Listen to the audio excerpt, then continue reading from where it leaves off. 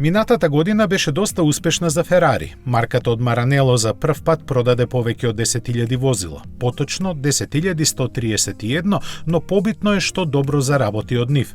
Според нивните официјални податоци, порастот на приходите изнесува 10,1% и достигна 4,2 милијарди долари, а оперативната маржа дури 23,2%. Пресметано поинаку, тоа значи дека Ферари од секој продаден автомобил лани во просек има заработено по 96.700 долари. За споредба, BMW мора да продаде 30 возила да заработи толку, Volkswagen 56, а Mercedes 67. На Ford пак толку пари ќе му донесат 908, а Nissan дури 926 продадени возила. На ниво на индустријата лани најголеми приходи од 283 милијарди долари има пријавено Volkswagen, а најголем профит Toyota 23,7 милијарди. Од друга страна пак, најголем пораст на производството забележа Тесла, цели 50%.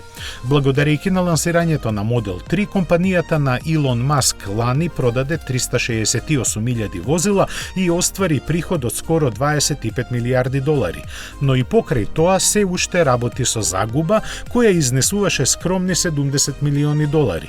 Тоа значи дека од секој испорачан автомобил Тесла има загубено по 190 долари, што сепак е многу помалку од поланските 1600 по возило.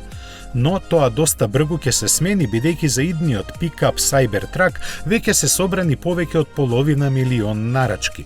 Првите испораки се предвидени за крајот на идната година со основна цена од 40.000 долари, но бидејќи просечната цена на нарачаните возила изнесува 62.500 долари, Тесла само со овој модел веќе си има обезбедено работа во вредност од преку 30 милијарди долари.